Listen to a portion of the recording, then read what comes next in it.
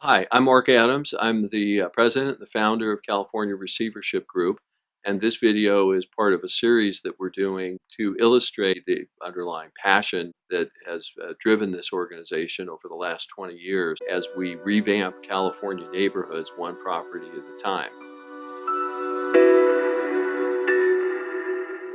The story I wanted to tell you today is about a San Joaquin Valley town where there was a retail store. This store was really basically a liquor store, and it was mostly a drug den out in the parking lot where I witnessed drug deals going down.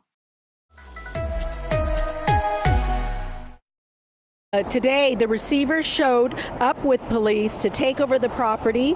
Now, police say that enforcement has been warning the owners here for years now that they need to clean up the property, get rid of the illegal activity that takes place right there in the parking lot, sometimes in the store, and to get rid of the dangerous clientele. A judge ordered, he actually ruled on it earlier this week after several complaints from community members. Community members say they feared they'd get caught in crossfire. In fact, a woman had been shot in that parking lot just a month or two before I took over. So it was a real danger to the entire community.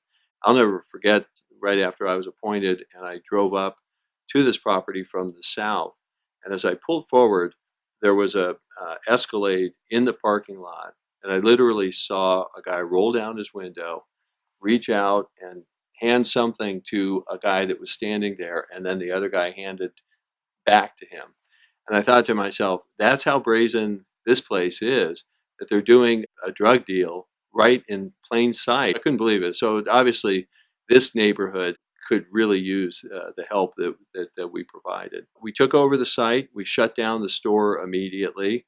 We chased out the Escalade and all of the minions that were part of that drug ring that was working in the parking lot there. The other thing I remember when we first got there was that the owner had been renting to a kind of an evangelical church, a little space in the back where they had their services.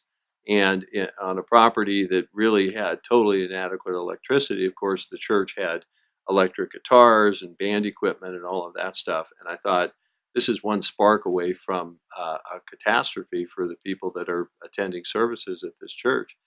So we worked with the pastor and his team to find them another place downtown that was a lot safer for them, and we moved them out as we closed down the property.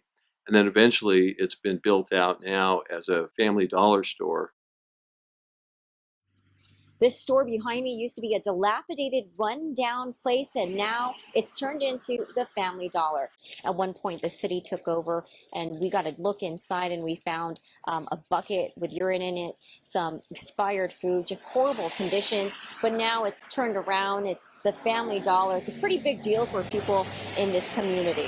But it's a great change to the neighborhood, to be honest with you.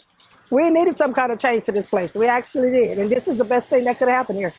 The bigger problem is that there are things called food deserts in California and elsewhere. And that is where people, who are least able to hop in a car and go drive to a fully stocked grocery store have the need for it, but there's nothing in their neighborhoods to address that need. Well, I got in here early because I wanted to be the first one to come in the new store. Why are you excited about it? Oh, we haven't had a store here, a decent one, in years.